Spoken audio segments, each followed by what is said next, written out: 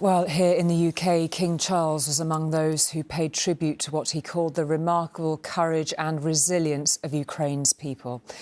Prime Minister Rishi Sunak led a nationwide minute's silence to mark Ukraine's resistance to Putin's war. He was joined outside Number 10 by Kyiv's ambassador to Britain and some of the Ukrainian troops being trained here.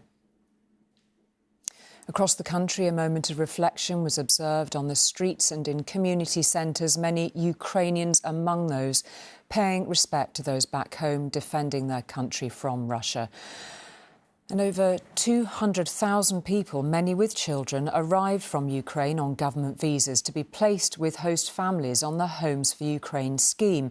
The government says it's providing more funding to extend support for Ukrainian refugees as the war drags on.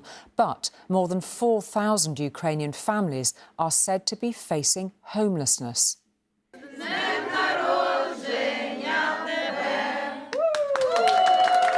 New friends and a new home in Cheshire. These Ukrainians have escaped the war and are now trying to rebuild their lives here in Warrington. Most of them came to the UK on the Homes for Ukraine scheme, staying with a host. But a year on, those arrangements are rapidly coming to an end. I don't think the policy was fully thought through, and they didn't think through what happens after 6 months. You know, if I wanted to end hosting, in order for my families to get more support, I would have to present them as homeless. Now, that's just the way that it's working. That's the policy. It's a crazy policy. The abbreviation of which words? For Ola, finding anywhere to rent has been an ongoing nightmare. When we first met 6 months ago, she was exhausted and tearful. If you have no accommodation or a flat or a house, so we just have to think over our living in Ukraine. Now she's working as a teaching assistant and has found a new home, but still constantly worries about money. Everything is very different in Great Britain, and it's very hard to rent a house, mostly because of the salaries and the prices are very high. Those here are on 3-year visas, as the fierce fighting at home shows no sign of ending. Some Ukrainians now have the stark choice of returning to a war-torn country or face destitution here.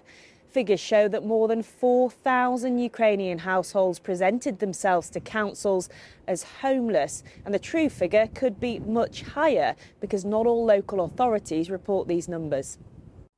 Anfisa escaped to Britain from Kharkiv as it was being shelled last year. But when her arrangement with her host family in Oxfordshire ended, she found herself homeless and sleeping in this tent with her dogs here in Bracknell. In winter, it's extremely cold. It's like a circle, you know, and I can't find a way out from that circle. Anfisa has now turned to the council for help. Her search for somewhere to rent that's suitable for her and her beloved pets has hit a dead end. And for another night, she'll be sleeping rough. Horrible, completely helpless. Broken from inside, and I don't really understand what else I can do, because I keep struggling, I keep asking, I keep working hard to find accommodation by my own. It's like a nightmare for me. The government says it is giving councils extra resources to deal with these issues, and hosts are getting increased thank you payments.